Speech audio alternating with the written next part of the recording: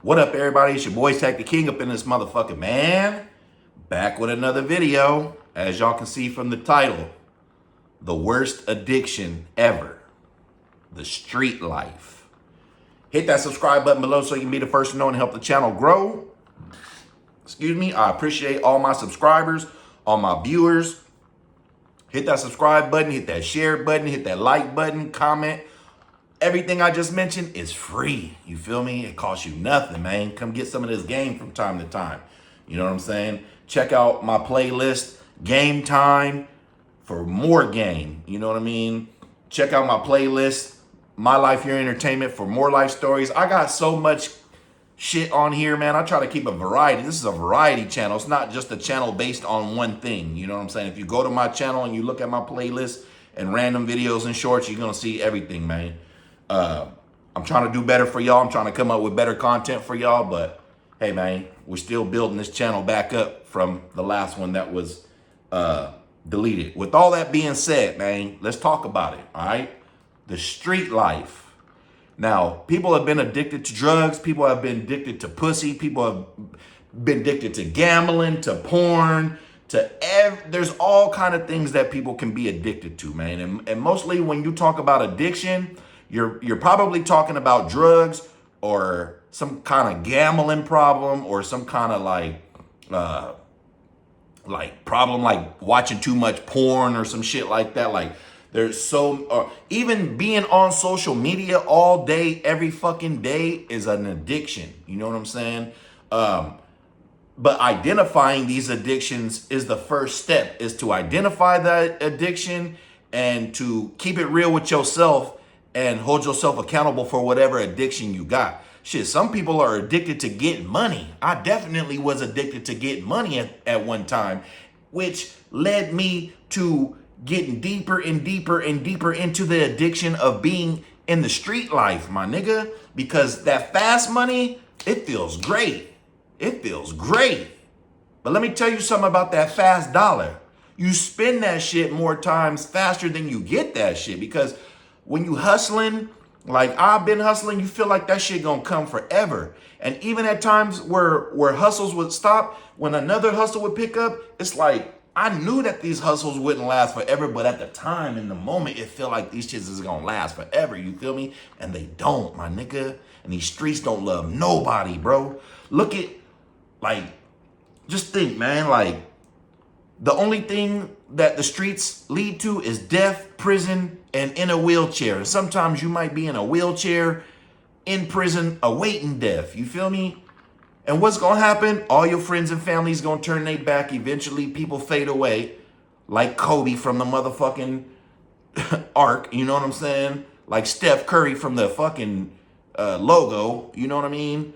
Bitches is definitely gonna fade away. Friends, everybody's got lives that are gonna continue whether you're in prison or whether you're dead. Maybe your mama's might be the only ride or die solid person in your corner sometimes. You know what I'm saying? But having addiction to the streets and the street life is definitely gonna lead you down one of those roads. You know, thankfully, you know, I haven't experienced, you know, I've been to jail a few times, but I ain't experienced being in prison or being shot, or, you know, those are two of the main things that come with being in the streets. You know what I'm saying? But I've dealt with every other thing that has come with that shit. Betrayal, backstabbing, getting hated on, getting played. You know, I've dealt with all that shit. And in the streets, bro, I've done every gangster thing you can fucking do except for two things, and I made a video on that. So go check out My Life Your Entertainment playlist and check out, I've done the one that's titled, I've done every gangster thing that you can think of except for these two things. And it's a true story, and I'm a true testament. But I'm gonna keep it a band with y'all. For so many years, I was addicted to the streets, my nigga. Like, I'm addicted to everything that the streets come with. You feel me? I'm addicted to the money. I'm addicted to the bitches. I'm a little bit addicted to the violence. I'm addicted to the rush of getting away with shit. Like, you know, I used to tell myself, like, nigga, I'm 10 steps ahead of these niggas, you know what I'm saying? And then it got to a point where as I got older, I felt like I was just lucky. And then I had to realize, like, nah, bro, you just blessed, my nigga. Like, you are blessed, bro. You beat the odds, my nigga. It's so many people that I know that have gotten caught up in these streets and done time or gotten killed, or, you feel me?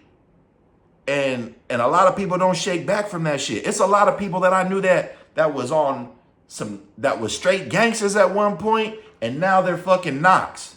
You feel me? If you don't know what a knock is, that means somebody that's addicted to drugs, just out here living like a chronic or something, just homeless. I know some niggas who done went homeless, my nigga. I know some niggas who done overdosed. I know niggas who just fell the fuck off behind bitches. Like, it's so many ways that your life can, it's so many turns that your life can take when you are addicted to the street life, man. And, you know, I feel like, you know, I ain't never took drugs, right? I took ecstasy, I smoke weed, I drink alcohol, but I ain't never been like no cokehead, no heroin addict. I definitely ain't been on no fentanyl. Like, that shit is just something that's been coming out in the last few years. But, you know, I always been the supplier, not the buyer, you feel me? But having an addiction to selling drugs or robbing, or, you feel me? Like, that shit is an addiction too. That shit is a rush too. That shit feel better than drugs and pussy sometimes, especially when the play go right. You know, and it make you want, like, damn, if I can do it then, I'm going to do it again. And I'm going to do it again. Like, damn, I did it once. That was luck. Damn, I did it twice. That was skill. Damn, I did it 3 or more times. I'd have mastered this shit. And then you get into the mind frame to where you just feel like you got everything mastered. You know everything. But let me tell you something, man. Like, one, the slow quarter will always outlast the fast dollar. And that's what I've learned too, you know, and especially in these last 6 years. Like, bro, I've gotten out the streets in the last 6 years and I'm still having just as much motherfucking motion in life as I did when I was in the streets. Bro, I work a job now. You know what I'm saying? Like, I'm using my intellect now to get paid. You feel me? And man, having a job, and this isn't for everybody, but it's taken me more places and given me more opportunities in the last 6 years alone than the streets ever did. All I ever did was blow tens and tens and tens and tens and tens of thousands of dollars, bro. Like, I was thinking about it one day and I was like, bro, how much money in my lifetime, right? Let's just start when I was 18. How much money from the time I was 18 to the time that I was like, what, 36 when I got out the streets 6 years ago? Have I blew that I've made out the streets? Bro, I'm bullshit y'all not. Raise my right hand to God. Raise my right hand to God. And some of y'all niggas watching this can vouch for this, bro. Like, I've probably made and spent damn near $1 million of street money, my nigga. From the time I was 18 to the time I was 36. In those 18 years alone, and I was in the streets for 23 years. But in those 18 years, I probably made and spent almost $1 million of street money, bro. And I don't have a motherfucking thing to show for it, bro. I got this to show for it. This is the only hood trophy I got. This is worth maybe about $10,000. You feel me? This chain right here is worth $10,000. You know what I'm saying? That out of almost $1 million in street money, I got $10,000 to show for it, my nigga. You feel me? And that's because when I left the streets, I was like, nah, I'm keeping one fucking trophy, bro. I done sold my cars. I done sold my other jewelry. I done left money in the streets. Like, you know, so this is kind of like a special sentiment. This whole sentimental value to me because this is the last of the hood trophies that I have. You feel me? Now, this right here is worth just as much. This shit right here is worth $10,000 too. You know what I'm saying? You see the VS diamond shining. If you in person, you see it a lot better. You feel me? The camera don't do my shit no justice. But this shit was off of legal money, my nigga. You feel me? What I just tell y'all? You do something once, You probably lucked up. You do something twice, you'd have mastered that shit. Nigga, I got jewelry. I got this, nigga, this right here is $2,000 worth of jewelry that I'm not even wearing right now. You feel me? And being being addicted to the streets will have you chasing jewelry, to have you chasing hoes, have you chasing money, have you chasing all the wrong shit, my nigga. And this is no knock to nobody in the streets. Like, if this legal shit route don't work in my life, I can go right back and flip that switch on. But I don't want to, but I can, because it's still in me. I'm still a street nigga in my heart. You feel me? It's just I had to change my mind. I had to change my way of thinking. You change your thinking, you change your life, like I said in another Game Time video. You feel me? And that is what helped me overcome the addiction of the street life and everything that came with it, man. It's got to be mind over matter. Like mind over everything, because everything else don't matter. You know what I'm saying? And I have to show my sons and my daughter that, yeah, your father is probably looked at and perceived so many ways by different people, but what is the example that I'm showing you? You feel me? That you don't have to do none of that shit. What Jay-Z say? Hey, dad did that, so hopefully you don't have to go through that. You know what I'm saying? I never raised my kids on any street shit. I tried my best not to ever do no street shit around my kids, even though my oldest son has seen me do plenty of street shit. But, I was a young father at 15. That's another story y'all can go check out. So I wasn't always, I wasn't as sound of mind that I am now. But when my son came to live with me after high school in 2017, I'm still in the streets. I'm still actively doing shit. I'm still kicking in doors. I'm still sending packs out. I'm still doing everything that comes with the streets. But I had a plan though. You feel me? I had a vision, like my son is here with me now. You feel me? Like he in my household watching everything I do. My youngest son is here. He only like 2 or 3 at the time. He watching me. You know what I'm saying? So I got to make a better life for them. And that's what I did, Unfortunately, it didn't work out with me and my youngest son's mom, and she moved back to California, but we still maintain a great relationship to this day.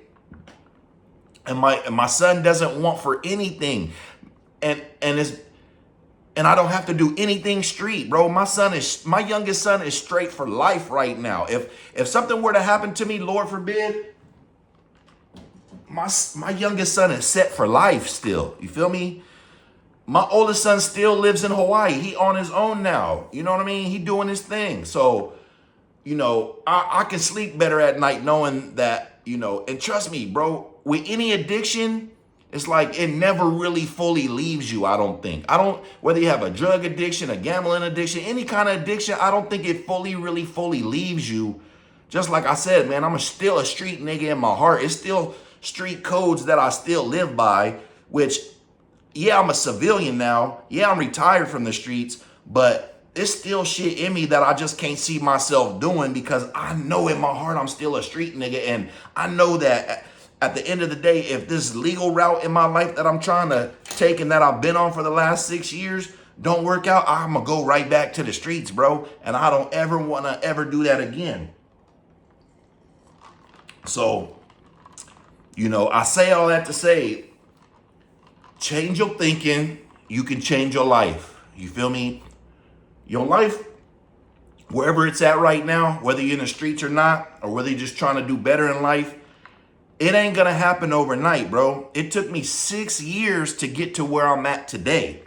Prior to getting to Hawaii in 2018, it was taking me 3 years of grinding to get myself in a better position to make more money of course I was doing street shit too, but in culmination with working a job and working my way up that too, as much as I was trying to work my way up the ladder in the streets. You feel me? But like I said, what I've learned for myself out of all the money I made and spent is that the slow quarter will always beat the fast dollar in the long run. The fast dollar is the hare and the slow quarter is the tortoise.